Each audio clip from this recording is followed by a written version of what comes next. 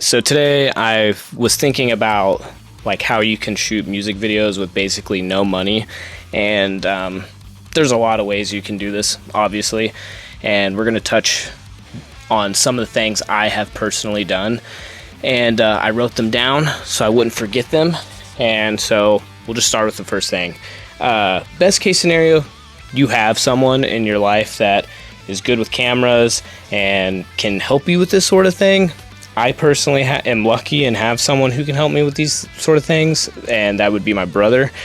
And over the years, he has helped me shoot 3 of my music videos, starting with, I think the first one we did was Intergalactic, and we shot that literally just in his house, and we had set up an aquarium tank and put all these dyes and stuff in it because we were gonna.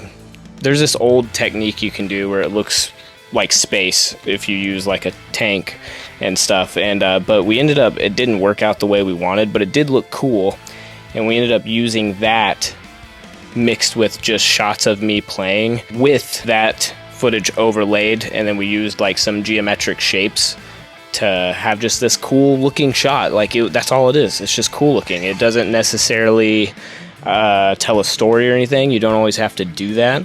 Sometimes you just have to have something that is visually striking, and that's what we were going for. The second one we did was No Name, and that's the song I did with Cassandra Carson, and that one definitely tells a story. And again, we did this for like no budget. We set up a big like screen thing within our house, within my garage actually. The story of that song is about a serial killer who kills people, and a serial killer kills people? What? But that's what it's about. It's about the nameless victims that he has. So what we ended up doing was just setting up in my garage what basically was like a kill room, and Cassandra and I played in there like a playthrough of the song. And then we got my family members. Literally, my father-in-law is the serial killer in the video. We took video of me and Cassandra playing with our brother's nice camera, but also he has like an old school camera, and we took videos with that as well and played it on an old TV and videotaped my father-in-law watching this tape like he's watching back on a tape, you know. Then we just got some friends that went with us and were part of his like video collection, if you will. If you reach out to people, friends and things, they'll be willing to help you be in a video. Most people are. It's cool. People want to be a part of art. Don't be afraid to ask people and try to think of a cool story that goes with the video. And then the last one we did was Callous, and Callous is also just it's just a really pretty video. We shot it in an old abandoned church. Now, the idea here is we didn't spend a dime on this. We just know of this church nearby where we live that is old and abandoned, and every time we used to pass it, my brother and I, we were like, dude, that thing is so cool. It'd be so cool to shoot a music video in there. But I am not the type to just like trespass to get a music video. Like, that is not me. I will never do that. So I was like, you know what? Let me reach out to whoever owns this. And so I did some digging online, and I found the groundskeeper of the church, because they have some articles and stuff on there about the church, and I found out who the groundskeeper was. I called him and asked him, I was like, hey, do you care if we shoot a music video in there? And he was like, no, I don't care, you know. He was a really nice guy. He's like, just be careful. And he literally told me, he said, take a gun with you in case there's copperheads. I was like, all right. But yeah, he was super cool about it. We went out there, we shot the music video, and I called him afterwards, thanked him, and he was like, oh, of course. And I, in that video, put a link to their website, because, you know, they've been for years trying to get money to repair the place. So if you have anything you would like to donate to that, you should go check it out. Okay, that's all if you know someone, right? But there's going to be a ton of people like, I don't know anybody, so how am I going to do any of this? I don't know anyone. It's just me. That's totally fine. You don't have to have an ensemble of people. You can do so much just by yourself. First off, and the thing that most people could probably do pretty easily, is shoot a lyric video. My music is all instrumental, but my last album, I had my brother, who's an author, same brother, by the way, that helped me with the videos. He's an author as well, and he wrote short stories to every single song. So I went out with my Sony. I have a Sony ZV-E10. That's what you're watching me on. I went out and shot a bunch of B-roll footage and put the short story over that B-roll footage, kind of like a lyric video. That's super easy, and you don't have to have a nice camera to do it. You can do it so easily with something like your phone. Most phones nowadays shoot really high quality, higher quality than most people had 15 years ago with nice cameras. So most of your favorite music videos can't even shoot as high quality as a phone can. They might have better, like, dynamic range, and they might have better depth of field and things like that than a phone, but a phone's actual, like, they can shoot way higher resolution. So just get creative, you know, use your phone. And I even shot some on a phone to show you, like, it can look good too. So I did the same thing with Evergreen, the song I just showed you, and I show you here that it looks good on a phone as well. And it would even look better, but I messed up. I shot that video with my phone not thinking about putting it in slow-mo, and so I just lowered the frame rates within Final Cut, but that makes it look more jittery. It would look even better if I had shot in slow-mo with the camera, like with the actual slow-mo settings on the camera. It would have looked way better if I'd done that, but I just forgot to.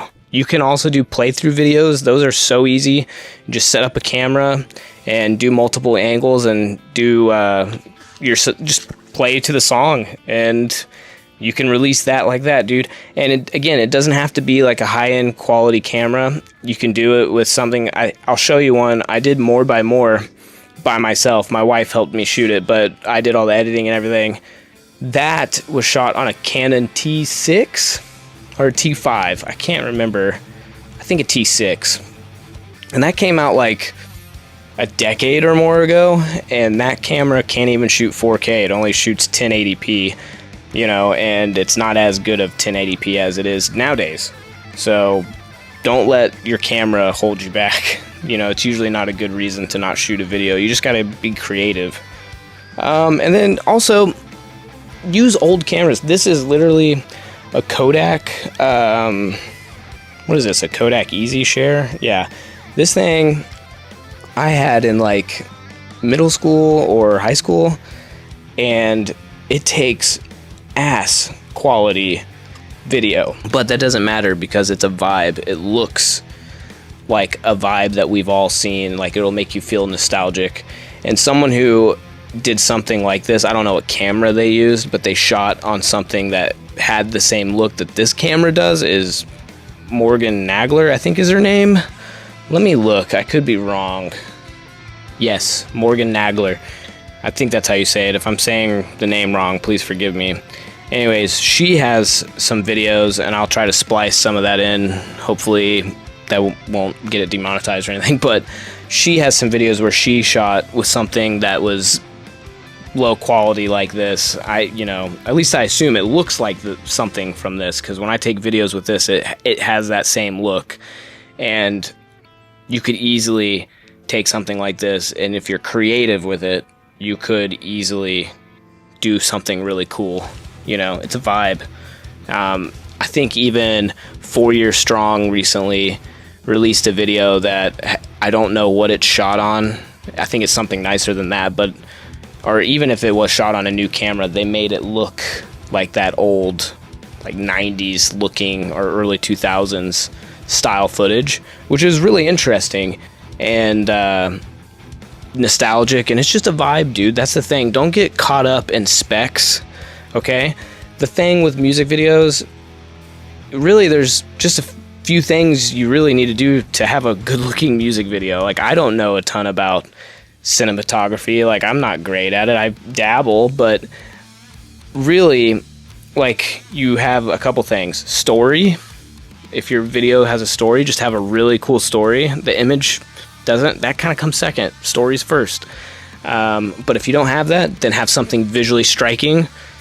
Again, doesn't, matter what the specs are or what resolution you're shooting in. Just have something that's interesting and striking. Be unique, you know? Just try to think outside the box and do something that you yourself would like to see. It doesn't have to be what everyone else is doing. You know, there's a million music videos out there, and you don't have to look like them. Look like yourself. It doesn't have to be perfect. Be unique. Be weird. Try. Do a whole video, edit it, and if you hate it, don't put it out. If you love it, put it out, and if people like it, hell yeah. And if they don't, oh well, you liked it. That's what matters.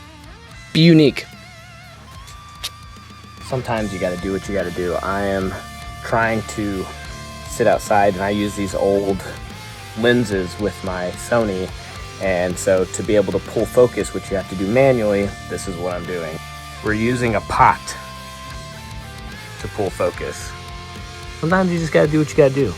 These old cameras, these old camera lenses, they are manual focus, and so I have to do stuff like this to actually pull focus.